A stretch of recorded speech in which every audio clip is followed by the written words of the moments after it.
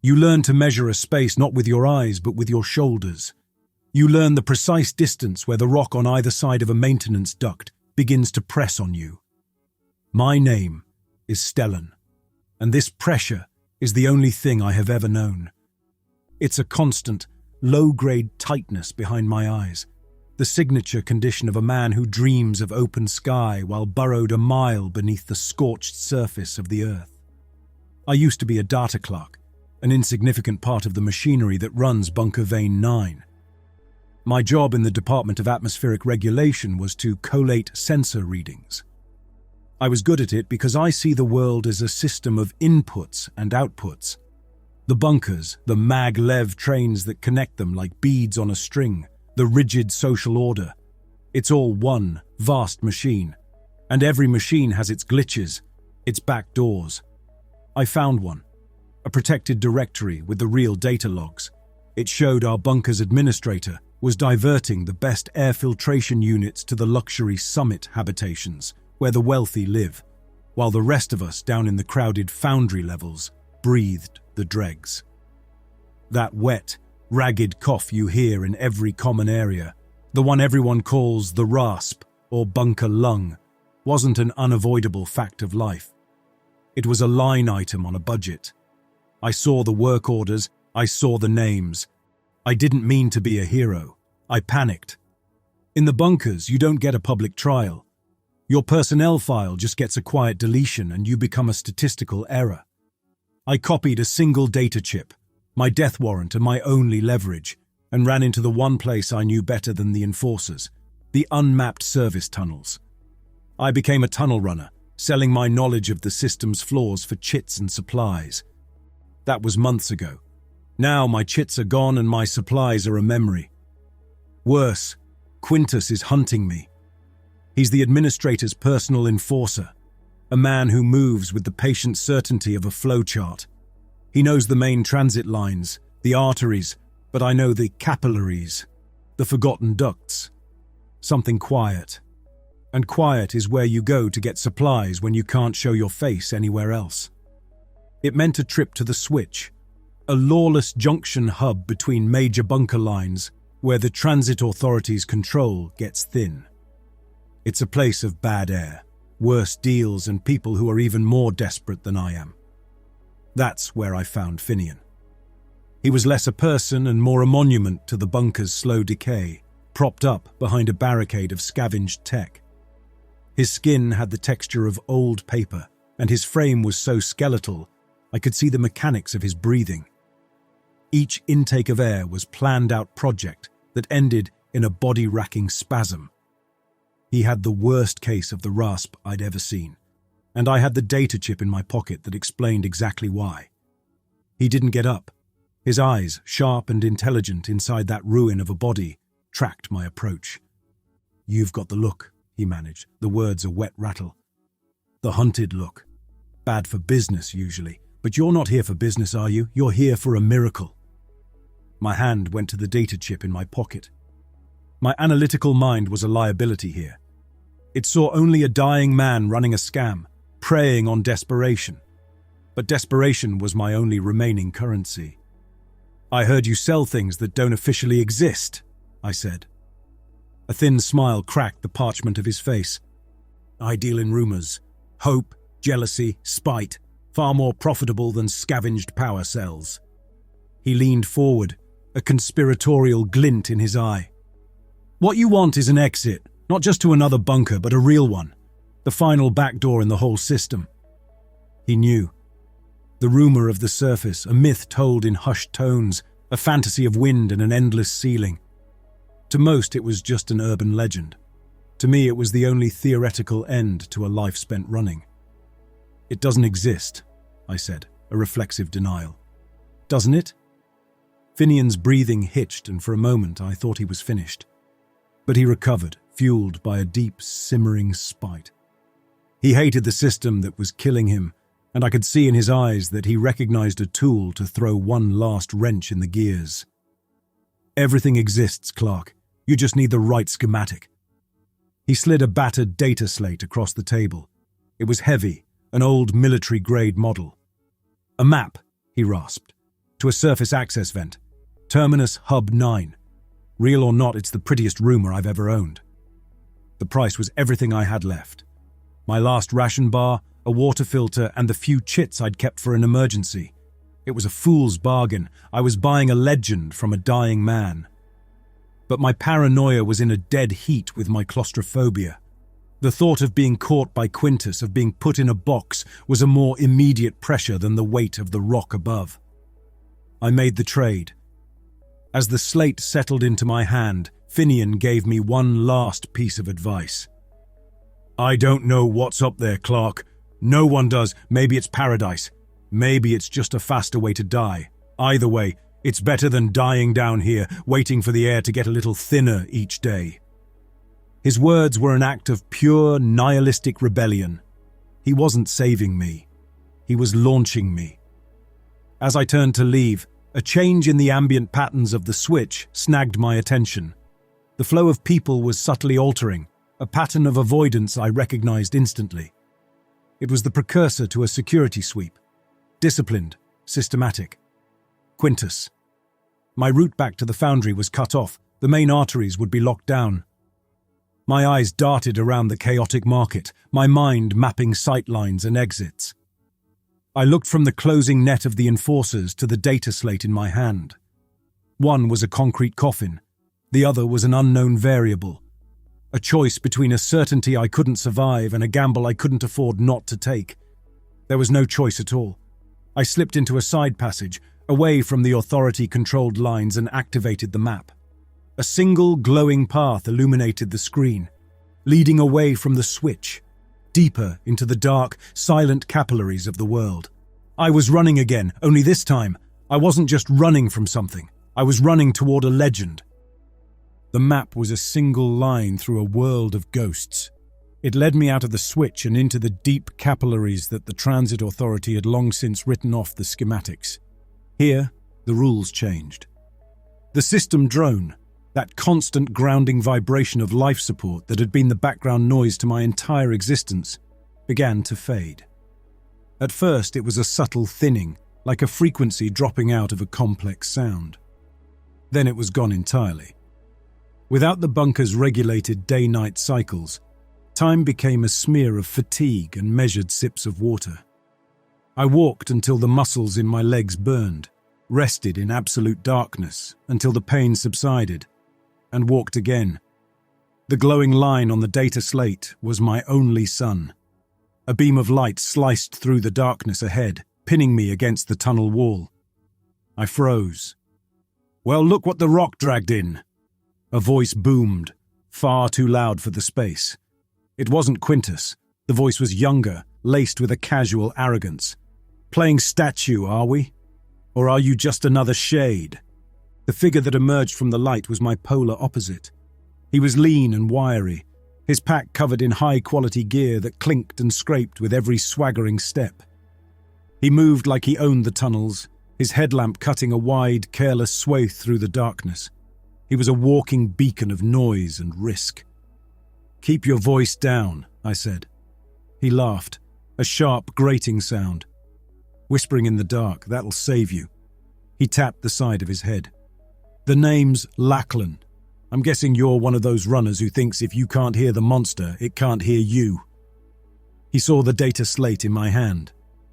"Don't tell me you're chasing the big ghost." "The surface?" I didn't answer. My focus was on his lack of discipline. The rattle of a loose carabiner, the heavy tread of his boots, the way his voice carried. He was a liability who would get us both killed. "Look, Shade," he said, stepping closer. "I'm headed that way too, but I'm not going to sneak. The best way through trouble is fast and loud."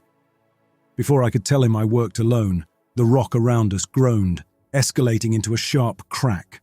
A rock pop, a burst of pressure releasing a shard of stone from the ceiling. But this one didn't stop. A cascade of rock and dust followed, thundering down not 10 feet in front of us, sealing the main tunnel. The air filled with a choking cloud. When it settled, Lachlan played his light over the wall of fresh rubble. "Well," he coughed. "So much for that path." He pointed his light down a narrow auxiliary conduit I'd been planning to avoid. It looked ancient, unreinforced. Looks like we're taking the scenic route together. I had no choice. We crawled into the conduit, a space so tight the pressure on my shoulders was a physical torment. Lachlan treated the legends of the deep tunnels as ghost stories. Dismissing the rhythmic pulse I pointed out as the old pipes groaning. Then we heard it.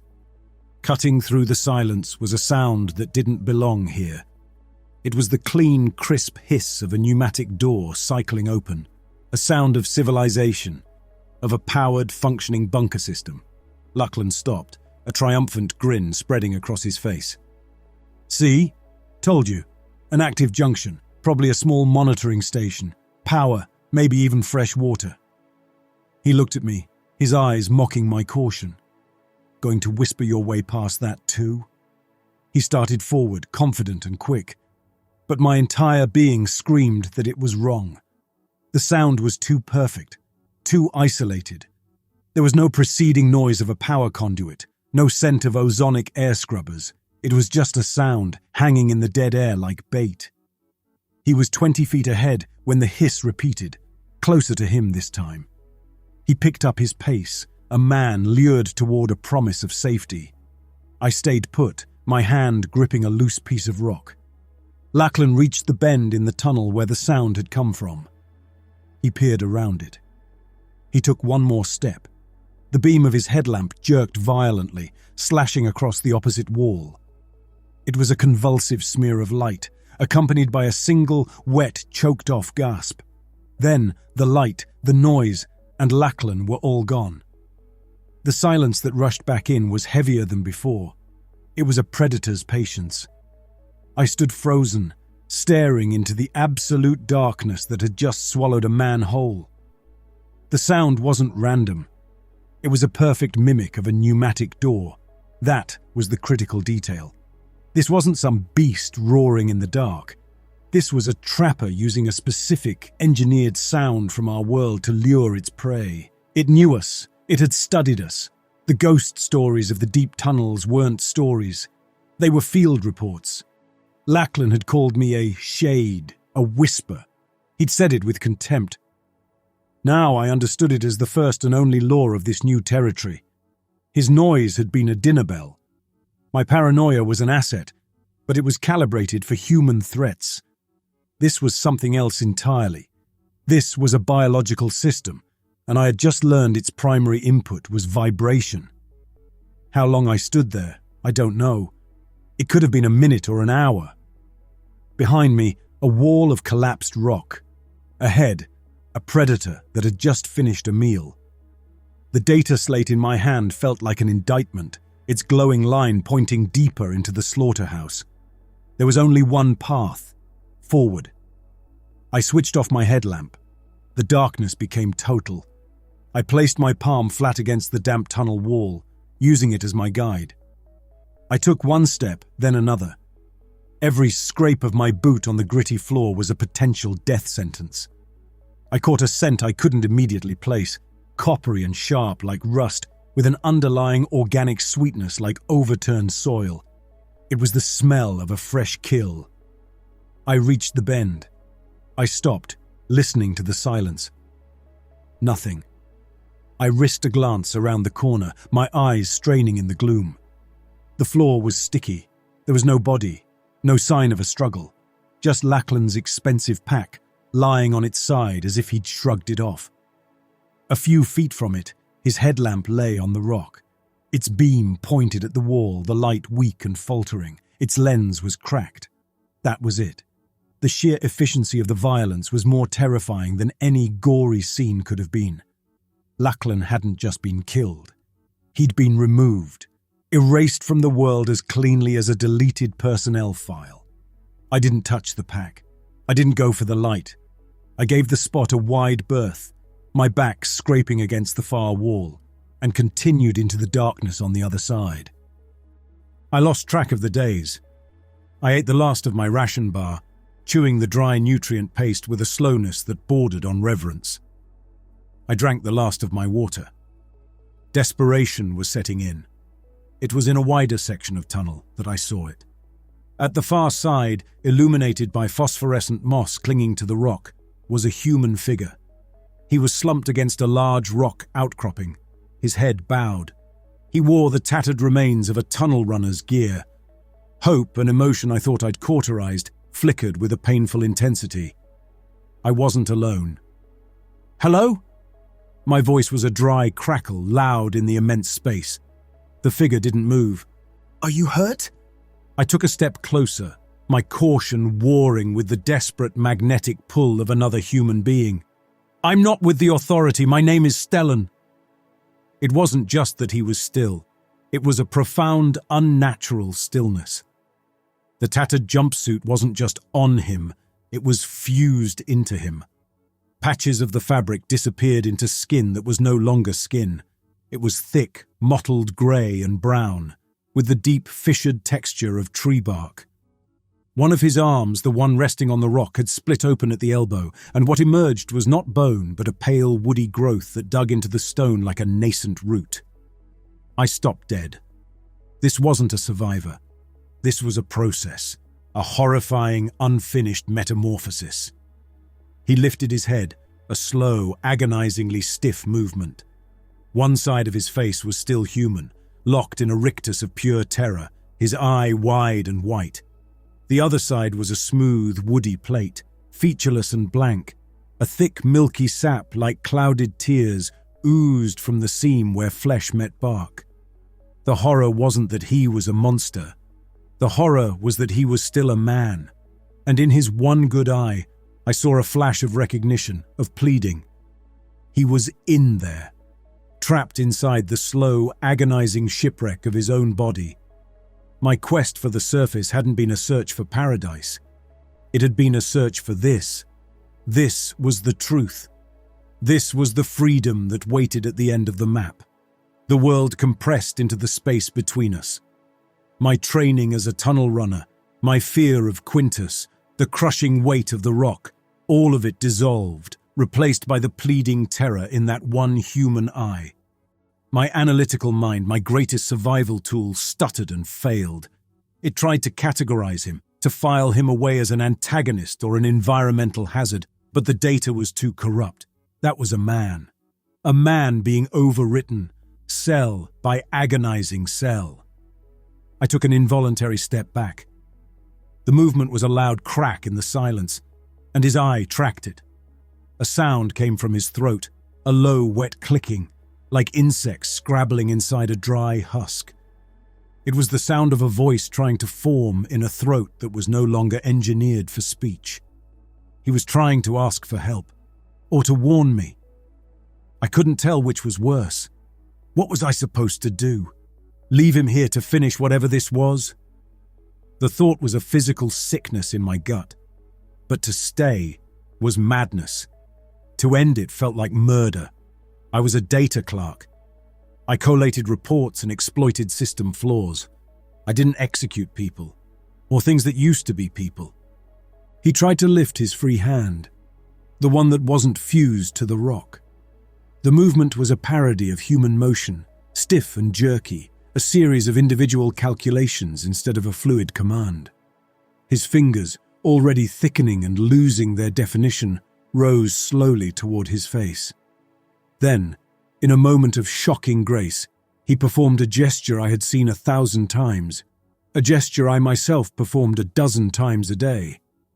He pinched his thumb and forefinger together and made the small, precise motion of adjusting a pair of glasses on the bridge of his nose. But there were no glasses. The gesture was perfect. The phantom weight, the delicate push, the slight tilt of the head. It was a muscle memory ghost, a vestigial twitch from a life that no longer existed, playing out on a body that was becoming something else. He wasn't a monster pretending to be a man. He was a man trapped in the shell of a monster, his most mundane habits the last echoes of his soul. That single, simple movement broke me. It was a piece of data that shattered the entire system. These things weren't just predators. They were us. They were the people who hadn't made it to the bunkers. They were the survivors. I turned and fled, The image of that gesture was burned onto the inside of my eyelids. Every step I took away from him felt like an act of profound betrayal, a sin I would carry with me into the dark. But I didn't look back. The map's glowing line felt different now.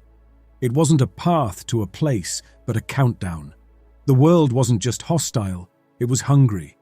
And it was remaking itself from the ruins of my species. Hours later, my water gone, and my body screaming with thirst, I reached it.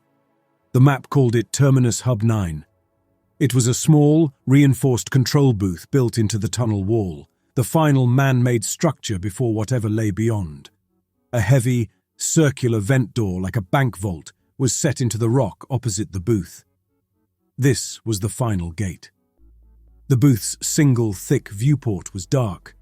The station was dead, just another piece of machinery. But as I approached, a single, dim light flickered on inside. A figure resolved itself in the gloom of the booth. An old man, his face worn smooth by solitude, sat on a stool. He wasn't looking at me, but at the floor, his fingers pressed lightly against the concrete as if checking for a pulse. Slowly he raised his head. His eyes were wide, accustomed to the permanent twilight. They held no surprise, only a deep, bottomless weariness. He didn't try to speak. He simply raised a hand and pressed one long, trembling finger to his lips. The gesture was so absolute, so commanding in its quiet intensity, that I obeyed without thinking. I held my breath, my body freezing into a tense sculpture of listening. The old man slowly lowered his hand. The booth was meticulously ordered. Tools hung on a clean pegboard. A single nutrient wrapper was folded into a perfect square on a small shelf, and there were no specks of dust on his control panel. It was the obsessive tidiness of a mind fighting to hold itself together against an immense, chaotic pressure. He gestured for me to come closer to the thick viewport separating us. I took 2 silent steps, my throat a desert. "You're loud," he whispered, his voice a dry rustle of leaves. The sound barely carried through the glass. I pointed to my chest, then my mouth, a questioning look on my face. "No," he whispered, shaking his head. "Not your voice. You, your heart. The water in your veins. You're a storm of vibration. The ground listens." He pressed his fingertips back against the floor of his booth, a nervous, reflexive check. "It hears everything." My rational mind fought for purchase.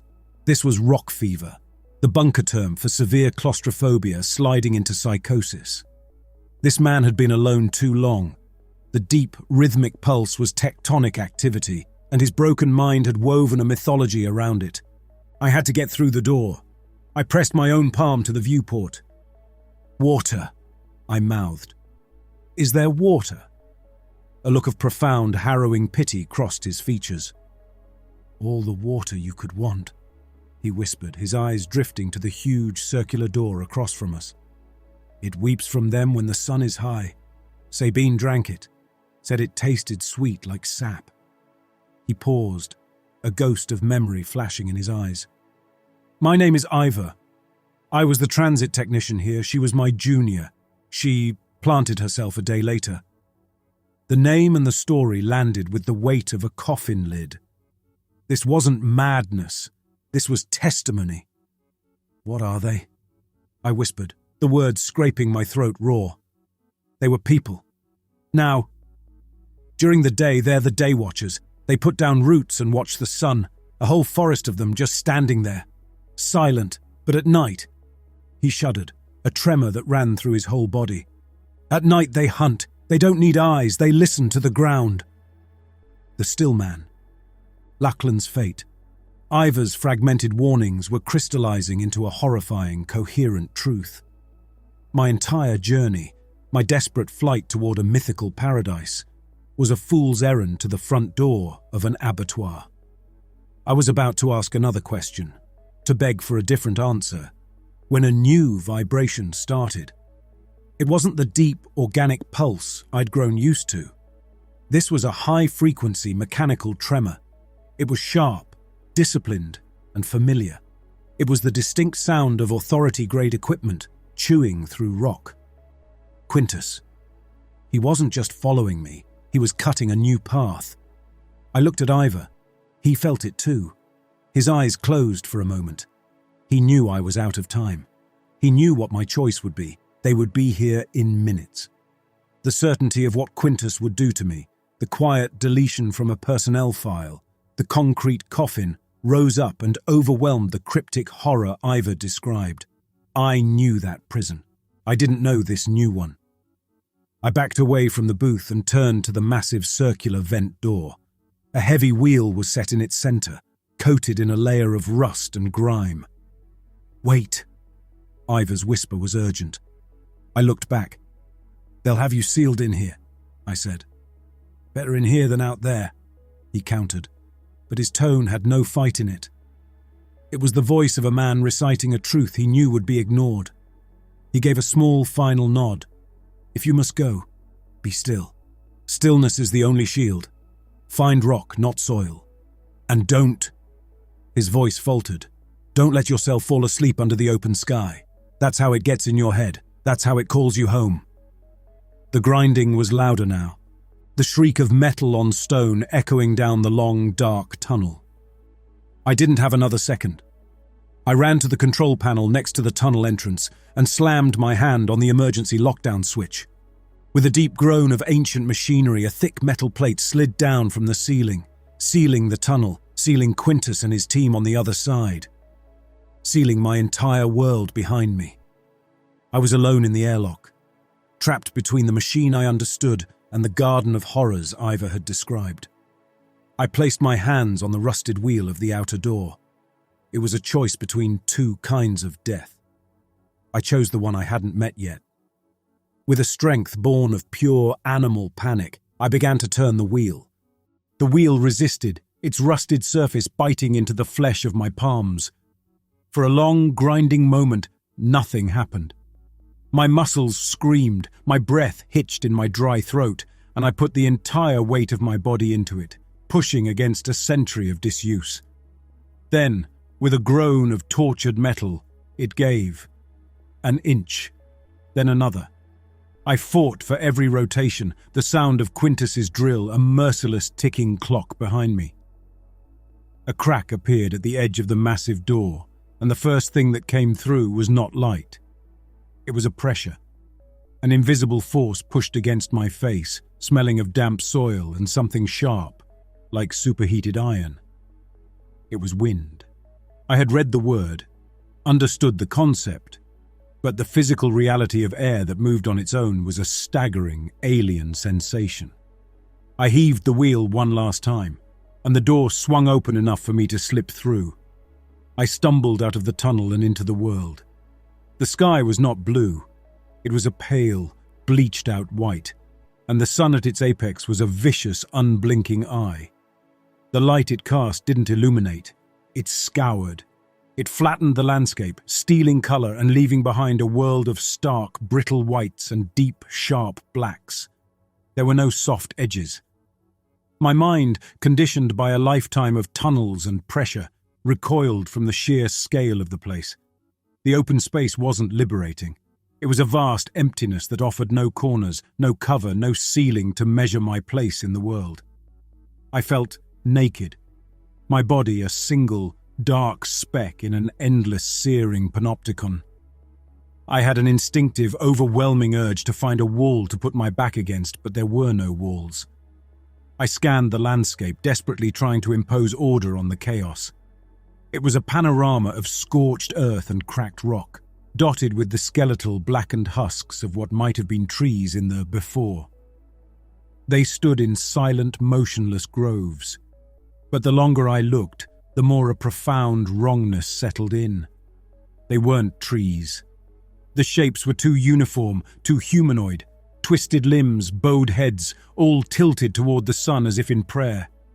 The Day Watchers. The landscape was crowded.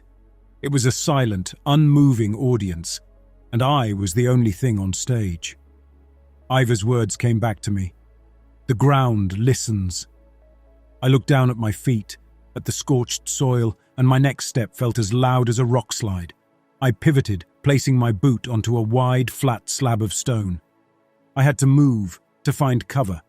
I checked the data slate. The map was a meaningless glowing line in this new world. Then my pack. Inside, next to my empty water flask, was my old Geiger counter. A relic, but a reliable one. On impulse, I turned it on. It was silent for a moment. Then it began to make a sound. It wasn't the steady, rhythmic clicking of background radiation. It was a frantic, arrhythmic stuttering, a chaotic chatter that sounded like a mechanical seizure. I smacked the side of the casing, assuming the journey had broken it. A faulty sensor, another piece of bad data. I pushed on, moving from one rock outcropping to the next, a terrifying game of hide and seek with an audience of statues. My counter's stuttering grew more frantic. This ground was poisoned. Another rule to be learned. Between two towering shards of black rock, something caught my eye. A shadow, too clean, too vertical. I crept closer. A crevice. Narrow, dark, no wider than my shoulders. I didn't hesitate. I scrambled towards it, my boots slipping on the loose rock. I squeezed myself into the tight space, my back and chest scraping against the rough stone. The light of the merciless sun was cut off, and I was plunged into familiar shadow. The crushing proximity of the rock wasn't a threat. It was a shield. It was the first moment of safety I had felt since stepping out of the tunnel. In this open-air prison, the thing I had always feared had become the only sanctuary. I pressed myself deeper into the rock, the sharp edges digging into my back and chest. It was a grounding pain, a confirmation of solid matter around me. For hours I didn't move, a man turned to stone in a cradle of stone. My world was a vertical sliver of bleached white sky and a patch of scorched earth. I watched as the sun, an entity I'd only ever known through data reports and fearful legends, began its slow descent. It was the first sunset I had ever witnessed. It wasn't beautiful. The light didn't soften, it thinned, losing its brutal intensity and turning the pale sky to a wash of sick, jaundiced orange. The shadows cast by the day watchers stretched into long, distorted fingers that clawed their way across the basin floor.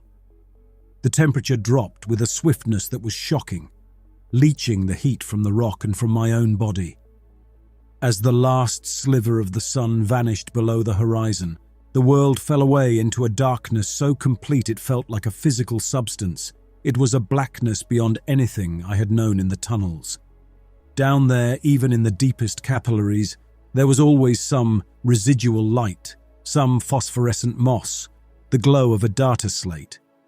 This was an absolute void. It swallowed sound, sight, everything. The wind died, and the silence that remained was different from the silence of the day. The day's silence had been attentive, watchful. This was the silence of a held breath, of a predator waiting for the perfect moment to strike. My thirst was a fire in my throat. My body, locked in one position for so long, ached with a deep, throbbing pain. I had to move, but Ivar's warning was a mantra in my mind. At night, they hunt. That's when I heard it. It started so softly I thought it was the blood rushing in my own ears. A dry rustling. It wasn't the wind. It was everywhere at once, a pervasive scraping sound, like immense quantities of dry leaves being stirred. I held my breath, straining to pinpoint a source, but the sound was maddeningly omnidirectional. It was the sound of the world itself changing its skin. I had to see. My survival depended on new data, and a lack of information was a guaranteed death sentence. With a slowness that felt like an eternity, I eased myself forward in the crevice, just enough to get one eye past the edge of the rock. I peered into the absolute blackness. At first there was nothing. Then, as my eyes adjusted, I began to make out shapes, the silhouettes of the day watchers against the slightly less black void where the sky was. One of the silhouettes shuddered. It was a violent, convulsive tremor, followed by a wet, tearing sound that carried with unnerving clarity in the still air. The humanoid shape lifted one leg, then the other, pulling free from the earth with the sound of roots being ripped from soil. It stood there for a moment, a tall, gaunt figure in the dark. And then it began to walk in stiff, silent steps, like a machine learning how to walk, its hardened feet making almost no sound on the rocky ground. Then another one tore itself free, and another. All across the basin, the petrified forest was waking up. The silent, watchful statues of the day were detaching themselves from their roots, becoming an army of blind, mobile hunters. My sanctuary of stone had just become a cage, and I was trapped at the heart of their hunting ground. The hunters moved without a leader, yet in perfect concert. My analytical mind, accustomed to hierarchies and command structures, struggled to find the pattern. There was none, or rather the pattern was total. They flowed across the basin floor like a single coordinated organism, their search grid overlapping with flawless coordination. It wasn't a pack hunt, it was a deployment. A small, rat-like creature, its fur the color of dust, scurried from behind a rock. It made a panicked dash across a patch of open soil. Instantly, 3 of the nearest hunters stopped.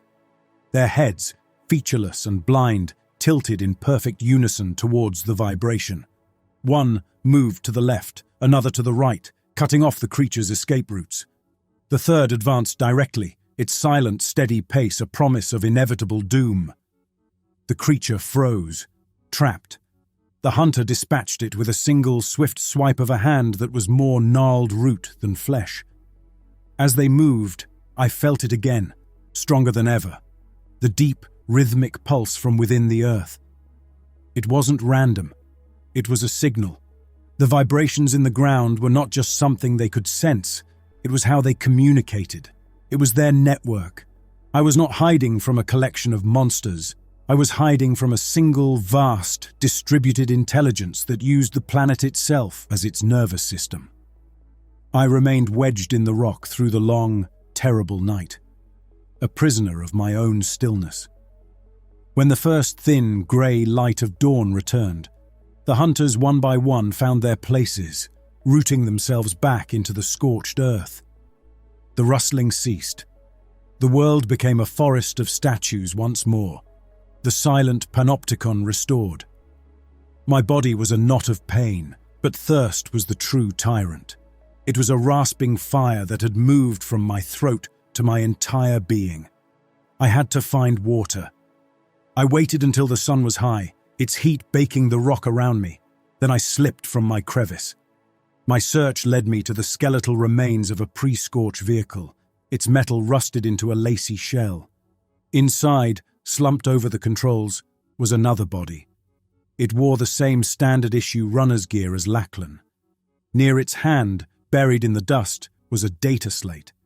My own slate was useless, its map an artifact from a world of different rules. I picked up this new one. It wasn't a map, it was a personal log. The owner's name was Sabine. Day 3 on the surface. The sky is real. The wind. It's more than I imagined. Found a spring. Water tastes sweet. My cough feels better out here. The air feels clean. Ivor's words echoed in my mind. Sabine drank it. Said it tasted sweet, like sap. I scrolled down, my thumb smudging the dusty screen. Day 8. The cough is back. Worse than before. It's wet now. And this lethargy. It's hard to stay focused. Every time I rest, I feel this strange pull, like sinking into warm water. I keep seeing patterns in the way they stand. Day 12. Analysis complete. I was wrong. The air isn't clean. My bunker's atmospheric scrubbers must have been failing for years. The sample from my suit's intake filter matches the airborne particulate here. It's a spore. Microscopic, biological, it's in everything. I stopped scrolling. The air around me felt thick with poison. The chronic, low-grade cough I'd carried for years, the one everyone in the foundry had, which we called the rasp. It wasn't from faulty filters. It was from this, from the spores that had been leaking down into our canned air for decades. I scrolled to the final entry. Day 15. Can't move my legs. Skin feels like wood. The quiet is so loud. It's calling me, calling us all home. The bunkers aren't a shelter. They're a hatchery. They're just waiting for us to come up. The data slate fell from my hand, clattering on the rock. It all connected. The still man, Sabine, the sweet water, the rasp. The slow, patient horror of it all clicked into place in my mind. The bunkers weren't a shelter. They were a hatchery. My hand, shaking, reached down and picked up the slate again. There had to be more. I scrolled past the final, broken entry to a separate file labeled Analysis. Her mind had been working right up until the end. The first notes were what I had just pieced together. The spore theory, the respiratory illness link. But then, her analysis went deeper. Field Note 7. The nocturnal hunters display strategic coordination, pincer movements, feints, targeted herding of prey. This is not pack instinct. The patterns suggest a single, controlling intelligence. Field Note 9. Have correlated the hunters' movements with the low-frequency seismic vibrations. The pulse is not geological. It's a signal. The ground is their network. Then came the final note, added just before her last journal entry. Her thinking was clear, terrifyingly lucid. Hypothesis. The intelligence is a sessile, first-generation entity, an apex predator on a geological scale, its consciousness distributed through a vast subterranean root system. A mother directing her children. A queen fused to her throne. For the purpose of this log, I am designating this entity the matriarch root. The signal nexus, its heart, appears to originate from the cave system in the northern basin. Matriarch root. The name settled into my mind not as a piece of data, but as a verdict. Sabine had given the monster a name. She had seen the system, analyzed it, and drawn a map right to its heart. The same place I had identified as my only possible shelter. My desperate flight from the bunker, the data chip in my pocket proving a petty human conspiracy of greed. It was all a meaningless sideshow, a drama playing out in a contaminated terrarium. There was no home to go back to. There was no one to save. My knees buckled. I slumped against the hot rock, the sun beating down on my head. My eyes closed, and the world dissolved. My sense of self, the tight, paranoid knot of Stellan, began to unravel. The feeling of my skin, the ache in my muscles, the boundary between me and the rock at my back. It all started to blur.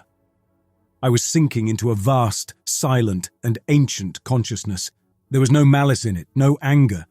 There was only a profound, patient sense of welcome. I felt the cool earth, the deep roots, the patient watchfulness of 1,000 minds turned to the sun.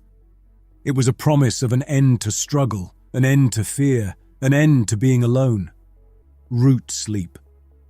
It was a sweet, gentle siren song, and every cell in my spore-infected body wanted to answer it. With a surge of pure, primal terror, I fought my way back.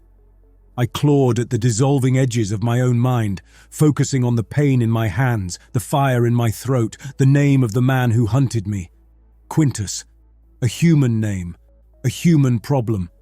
It was an anchor in a sea of terrifying peace. I gasped, my eyes flying open. I was myself again, trembling, my face slick with sweat. My eyes fell on the horizon. Miles away, a jagged break in the landscape suggested a cave system. Shelter, a place out of the sun, out of the sight of the watchers. But as I focused on it, I felt the deep, subterranean pulse. It was strongest from that direction. It was the source, the nexus. It was the most dangerous place in this entire dead world. And it was the only place left to go. I took a breath of the poisoned air and began to walk. The walk was a pilgrimage into the enemy's heart. The landscape became more alien, the rock formations more jagged, as if the ground itself were contorting in proximity to the matriarch root. The groves of day watchers were thicker here, their silent, sun-drenched ranks standing shoulder to shoulder. They felt more attentive. As I passed, I had the distinct sensation that their passive observation had sharpened into a focused predatory interest. Thirst became the lens through which I saw the world. It was a physical presence, a creature with its claws in my throat. My vision shimmered at the edges, and my mind, desperate for relief, conjured mirages of weeping rock and cool springs that vanished into dust as I approached. But the true fight was against the gravity of root sleep. It was a constant, seductive whisper promising an end to pain, an end to the struggle. It promised peace. To fight it, I clung to the harsh realities of my old life. I recited the names of the administrators from the data chip. I visualized the cramped corridors of the foundry, forcing my mind to remember the feeling of claustrophobia that had once defined me. I held on to my fear of the concrete coffin because it was a human fear, a fear that was mine. I stumbled and fell, my knees hitting the sharp rock with a jolt that cleared my head. For a moment, I hadn't been Stellan. I had been in a pre-scorched kitchen, the sun warm on my arms, watching a child laugh. The memory was vivid, comforting, and utterly terrifying because it was not my own. The network was no longer just pulling at me. It was actively pushing its stolen memories into the cracks of my consciousness. When night fell, the darkness was absolute. I found a shallow overhang beneath a tilted slab of stone, a poor shelter that left me terrifyingly exposed. The rustling started on cue, but here, so close to the nexus, the sound was different. It was quieter, more controlled. The hunters moved with a chilling precision, their search patterns a masterpiece of lethal geometry. I watched one flow past my shelter, its movement silent and fluid. It was not an animal. It was a weapon, perfectly wielded.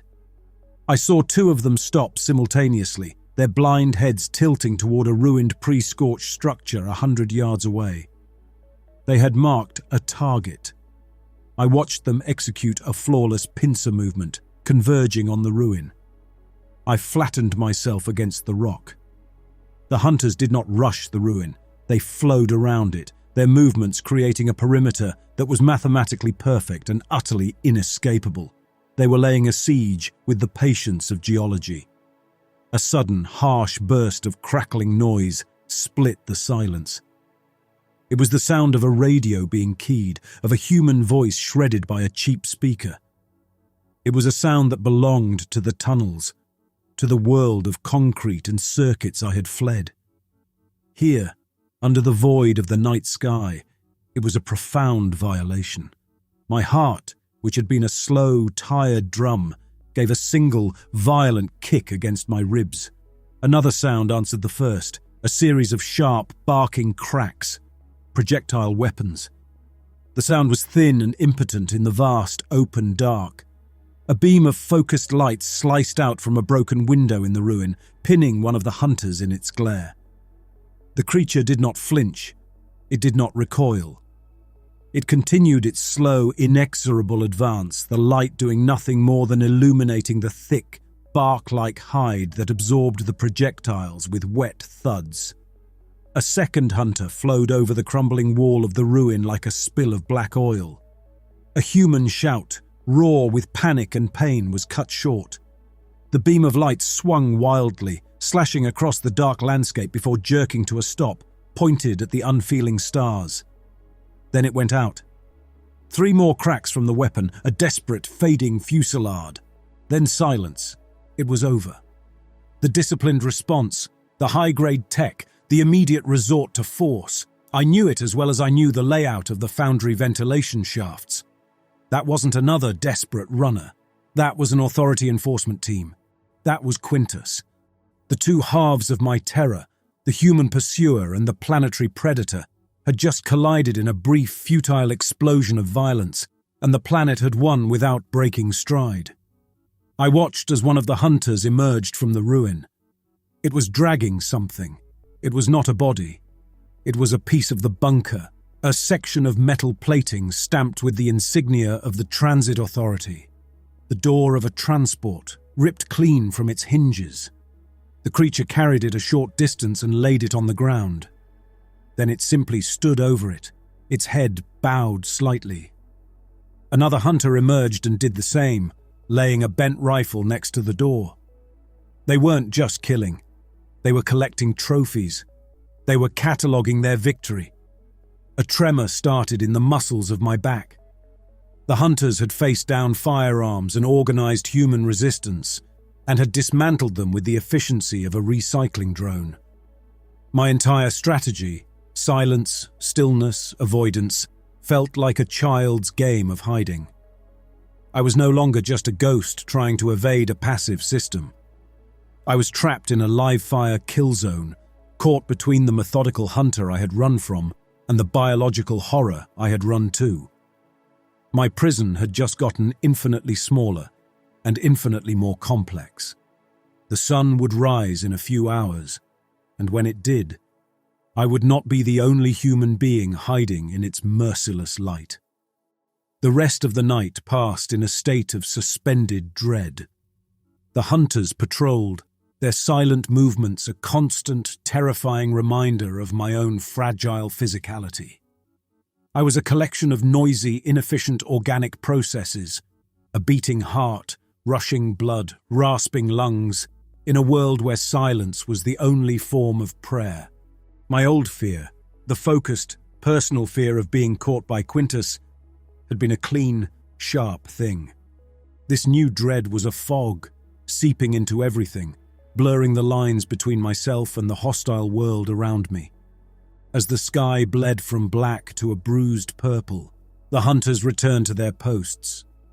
One by one, they tore open the earth and rooted themselves, their bodies going rigid, their bark-like skin hardening for the coming onslaught of the sun. My mind, starved and dehydrated, latched onto the new data point. Quintus was here, or had been. The man who represented the absolute authority of the bunker, whose pursuit had felt as inevitable as a pressure change in a sealed tunnel, was now just another piece of failing hardware in a world that had no use for it. Thirst was the immediate problem. The cave system on the horizon was the only long-term hope, but I wouldn't make it there without water. The ruin where Quintus's team had made its last stand was a point of extreme danger, but it was also the only place on this entire desolate plain that might hold what I needed. A canteen, a water recycler, some small mundane piece of bunker technology that could keep me alive for one more day. I waited until the sun was a hot weight on the world, then slipped from my shelter. I no longer just looked for rock to walk on. I looked at the day watchers themselves. They were the ground sensors of the matriarch route, and their silent, collective gaze told me which areas were most sensitive. A dense cluster meant soft earth, a place to be avoided. A sparse patch meant hard pan or solid rock, a safer path. I was learning to read the enemy's surveillance grid to find its blind spots. The ruin grew closer. It was a pre-scorched municipal building, its concrete walls pockmarked and crumbling. The ground around it was littered with the spent casings of the enforcers' weapons, glinting like brass teeth in the harsh light. They were relics of a faith in firepower that this world did not share. I circled the building, keeping to the hard stone. I found the first body sprawled near a side entrance. He was dressed in the grey tactical gear of the authorities' enforcers. He had been torn open from throat to navel. But that wasn't what made me stop. From the edges of the wound, small, pale roots were already sprouting, their woody tips questing for purchase in the dusty ground. It seemed a violent death only accelerated the transformation, the spores seizing the damaged tissue as a fertile new garden. I slipped inside the ruin, the sudden shift to shadow a relief on my sun-scorched skin. Another body lay near the window they had fired from. His rifle, a piece of advanced bunker tech, was broken in half, its stock splintered like dry wood. I swept the room, my old runner's instincts clocking every detail. In the far corner, partially buried under a collapsed section of the ceiling, was a man. His grey uniform was torn, his face was caked in dust and streaked with blood, but I knew him. It was Quintus. One of his legs was pinned by a massive slab of concrete. His weapon was just out of reach. He was alive. His chest rose and fell in shallow breaths, and his eyes, sharp, analytical and full of focused fury I knew all too well, were fixed directly on me. We stared at each other across a silent, dusty gulf. The old world and its rules collapsed into the space between my former hunter and me. He was the end of the line, the final expression of the bunker's authority. And he was defeated. Not by me, but by a world that didn't recognize his power. He didn't speak. His eyes, clear and sharp, despite the pain, tracked my every move, performing the same calculus I was. My body screamed for the water he might have, but my mind was a storm of conflicting data. To leave him would be justice. To help him would be madness. All that human drama, the conspiracy, the escape, the pursuit, it felt like a story from another man's life. Quintus broke the silence. His voice was a dry rasp, the command in it fractured by pain. "The chip, Stellan." I almost laughed. "The chip doesn't matter. They don't matter." I gestured vaguely at the ruin around us. "None of it does." A flash of something, not understanding, but reassessment, passed through his eyes. He had seen what this place did. His logical, ordered mind had been presented with a variable it couldn't compute, and it had cost him his team. I took a slow step away from him, scanning the rubble. My priority was survival. His was a secondary problem. I spotted a standard-issue authority pack lying near the other dead enforcer. I moved towards it, fully expecting a trick, a hidden weapon. But Quintus just watched, his jaw tight with a pain he refused to acknowledge. I knelt and unclipped the pack's water bladder. It was nearly full. I lifted it to my lips and drank, the lukewarm, plastic-tasting water, the most glorious thing I had ever experienced. The fire in my throat subsided to a dull ache. I drank until my stomach cramped, then I sealed the bladder and slung it over my shoulder. I had what I needed. I could walk out. "They adapt," Quintus said, his voice stronger now that he wasn't forcing a command. "Their hide hardens based on kinetic resistance. Our projectiles made them stronger." I stopped at the doorway, looking back at him. This was new data. He wasn't begging or threatening. He was offering an intelligence briefing. He was making himself valuable. "What were you doing out here, Quintus?" I asked. "You weren't just hunting me. This is too much hardware for one data clerk." "We lost a survey team a month ago in this sector," he said. "Their last transmission mentioned anomalous geological readings. Command wrote it off as equipment failure. I didn't. So I hadn't been the mission. I had just been the convenient excuse for him to bring a combat team to a place he already knew was a statistical black hole. "You're going to die here," I said. It was a simple statement of fact. "The sun will go down in 3 hours," he countered. "When it does, these things will return. My leg is broken, but my mind is not. I have analyzed their tactics. They use coordinated movements, flanking maneuvers. They are not animals, they are directed. The source of that direction is in those caves." He nodded towards the distant break in the horizon. "You cannot survive the night in the open. I cannot survive it pinned to this floor, a situation of mutually assured destruction." He was offering a bargain. My freedom for his expertise. It was a logical and deeply insane proposition. But he was right. I looked at the concrete slab pinning his leg. It was immense. I couldn't move it alone. I walked back and examined the rubble. A long, thick piece of rebar jutted out from the collapsed ceiling, a few feet from the slab. A lever. The system he represented was gone, but the laws of physics remained. "Why?" he asked, his voice laced with genuine curiosity as I positioned the rebar. "I hunted you. I would have put you in a chemical slurry and erased your file. Because I've seen what happens when you die out here," I said, thinking of the sprouting roots on his dead enforcer. "And I'd rather face the monsters I know than the ones I don't." I wedged the end of the rebar under the edge of the concrete slab.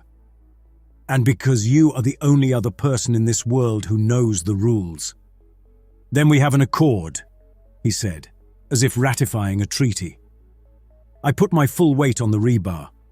It groaned, bending slightly. The slab lifted a fraction of an inch, dust and smaller rubble raining from its underside. Quintus didn't cry out, but a sharp gasp escaped his lips. He used his free hands to begin clawing at the rubble around his trapped leg. We were a two-man machine, my strength and his desperation locked in a singular purpose. With a final heave, I lifted the slab just high enough. Quintus wrenched his leg free with a wet, tearing sound. He slumped back, his face pale and slick with sweat, his leg a mangled ruin of bone and flesh. The accord was made. The cost was yet to be calculated. Outside, the sun continued its slow march toward the horizon, and in the silence, I could almost hear the ground beginning to listen again. "We move at sunset," Quintus stated. "They'll be active, but they won't expect a moving target in the open.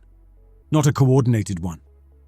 I looked at the ruin of his leg, a mess of shattered bone and torn flesh he had bound with strips of his uniform. "You can't walk on that." "I don't have to. You are my legs, Stellan. I am your eyes. I have observed their patterns. I can predict their movements. You will do the moving. I will do the thinking." It was a pact forged in the purest desperation. He was right. Alone, I was just prey, waiting to be cornered. But with his analytical mind processing the hunter's tactics, we were something else. We were a system glitch, an unpredictable variable. As the last light of the sun bled from the sky, the ruin became our fortress. We barricaded the main doorway with rubble, leaving a single narrow exit. The night fell, and with it, the terrifying rustle of the waking hunters. "Now," Quintus commanded. He threw his arm over my shoulder, and I took his weight. He was heavier than he looked, a dead anchor of pain and stubborn will. We moved out of the ruin and into the blackness. The cave system was a rough silhouette against the starless sky, a distant promise of sanctuary. "They're converging from the east," Quintus whispered, his breath hot against my ear. "Their pattern is a closing spiral. Move west, northwest. Use that ridge of rock as cover." I obeyed, my body responding to his commands as if he were my own mind. I was the engine, he was the navigator. I moved with the silence I had learned, my feet finding the hard stone, my body a low shadow against the landscape. His weight was a brutal burden, and every step was a fresh agony for him. We became a single monstrous creature, a two-headed, three-legged beast stumbling through the dark. The hunters were everywhere, their gaunt forms flowing through the night like ink spills. We slipped past one patrol, its blind head turning as we passed, sensing some anomaly it couldn't pinpoint. The pull of root sleep was a constant, viscous tide, stronger here than ever. It was a sweet, lulling song, promising an end to the pain, the thirst, the fear. "Stellan," Quintus's voice was a sharp jab in my mind. "Recite your complaint against the Vein 9 administration." "What?" "Now," he ordered. "The specific statute violations. The data logs you found, focus on the facts. It fights the pull." I began to speak. "Work Order 7 Gamma. Diversion of atmospheric scrubbers. Serial numbers Alpha 9 through Beta 4. From Foundry Sector 3 to Summit Habitation Omega." The words were an anchor of pure logic in a sea of biological horror. It worked. The sweet pull receded, banished by the mundane reality of my old life. We were halfway to the caves when they finally had us. A hunter rose up from behind a rock directly in our path. At the same moment, two more flowed in from our flanks. It was a perfect trap. We were caught. Quintus pushed me away from him, his body slumping to the ground. "This is a tactical failure," he said. "The variable of my injury was too great." He pulled a small flat device from his belt, a distress beacon. "They hunt vibration. I'm about to become the loudest thing in this hemisphere." "Quintus, no, this is not a sacrifice, Stellan. It is a logical expenditure of a depreciated asset." His eyes met mine. They held something other than fury or tactical analysis. It was a flash of profound, weary irony. "You were the glitch I was sent to erase. Go be a glitch in their system now." Before I could move, he thumbed the activator. The beacon emitted a high-frequency physical pulse, an ultrasonic shriek that made the air feel like it was vibrating. The ground beneath my feet trembled with the intensity of it. Every hunter in the basin stopped. Every blind head, every silent, watching statue turned towards the source of that overwhelming noise. They began to converge on him with a frantic, twitching urgency. "Go," he ordered. It was his final command. I ran. I didn't look back. I ran towards the caves, the sound of the beacon a shield at my back. I reached the mouth of the first cave as the sun's first rays broke over the horizon. The beacon went silent.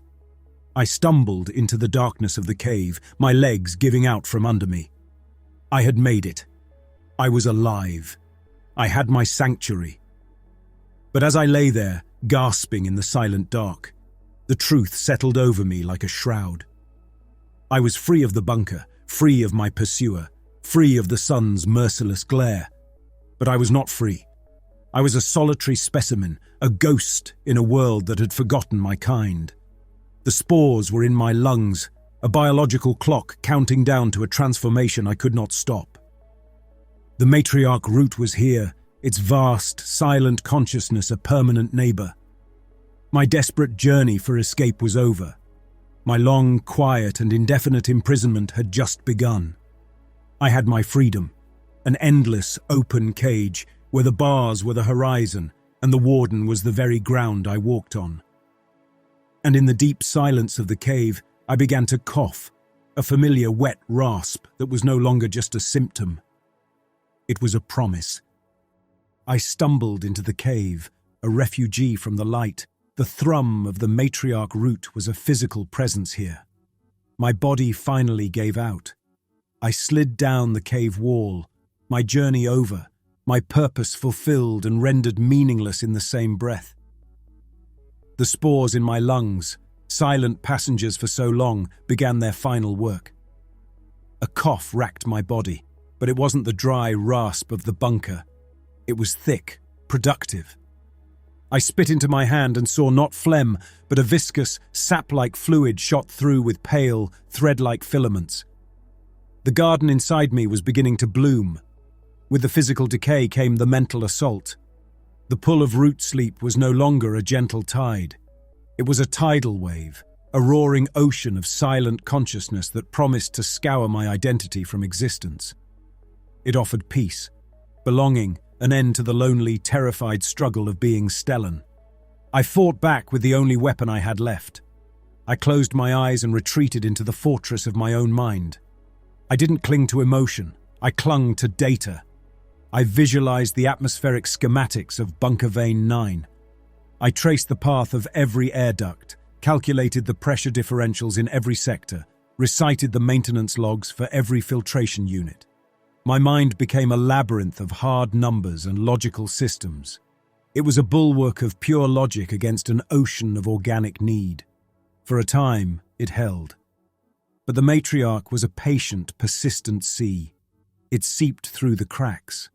As I pictured a power conduit, a phantom memory of sunlight on green leaves would bleed through. As I calculated a flow rate, a stolen feeling of roots sinking into cool earth would disrupt the equation. My system was being corrupted. My mind, the logical fortress, was experiencing a cascade of errors. The biological imperative of the spores overwhelmed my feeble defenses. My skin began to feel tight, inflexible, fusing to the rock behind me. The feeling in my fingers and toes faded into a sense of oneness with the stone. My breaths grew shallow, my heart slowing to the deep, rhythmic pulse of the world around me. I was losing. The last bastion of Stellan, the data clerk, was being overwritten. But as my consciousness dissolved, my rigid, systematic mind did not simply erase, it fractured. It injected its own logic, its own patterns, its own glitches into the vast, silent network it was being absorbed by. My last coherent thought was not of fear or hope or regret. It was a final, internal diagnostic, a line of text scrolling behind my fading vision. System integrity compromised, fatal exception, logic corrupt. The dissolution was complete. Seasons passed. The sun scoured the land by day, and the silent hunters patrolled by night. The world continued its slow, patient cycle. From the rusted vent of Terminus Hub 9, another figure emerged. A young man, gaunt and desperate, his face smudged with grime. His name was Mark, and he was the last survivor of a failed scavenging run from a bunker 2 sectors away. He stumbled into the light, his eyes wide with the same terror and awe that had gripped Stellan. He learned the rules quickly. He saw the Day Watchers and understood their silent vigil. He learned to fear the soft earth and cherish the hard stone. When night fell, he found a shallow crevice, making himself small, holding his breath until his lungs burned. A sound, a slip of a loose pebble, betrayed him. A hunter, its movements a study in fluid lethality, stopped. Its blind head tilted, pinpointing his location with absolute precision. It began to advance, its silent grace more terrifying than any charge. Mark pressed himself into the rock, his body rigid, every muscle screaming. It was over. But then, another figure detached itself from the shadows. It was another hunter, but leaner, its movements carrying a strange hesitation. It moved to intercept the first, placing itself directly between the predator and its prey. The attacking hunter stopped, its simple, predatory logic disrupted by this inexplicable behavior. It tilted its head, emitting a guttural click, a query into the network. The new hunter did not respond in kind. It didn't attack. It simply stood its ground, a silent obstruction, a glitch in the system. The attacker, its sequence broken, turned and flowed back into the darkness, seeking easier, more logical prey. Mark watched, his heart a frantic drum. He was alive. He looked at the strange, gaunt figure that had saved him. It turned its head slowly, its featureless, bark-like face fixing on his location. It was a mask of absolute alien indifference. He was just another piece of data, another anomaly. Then, it did something impossible. It lifted its hand, a slow, stiff gesture. It pinched its thumb and forefinger together and made a small, precise, and achingly familiar motion in the empty air. The gesture of adjusting glasses that were not there. Mark didn't understand the memory, but he understood the message. It was a sign, a fragment of a ghost, trapped in the machine, still trying to solve the problem. The creature held the pose for a moment, a final defiant piece of corrupted data refusing to be erased, before it turned and melted back into the silent, hunting night.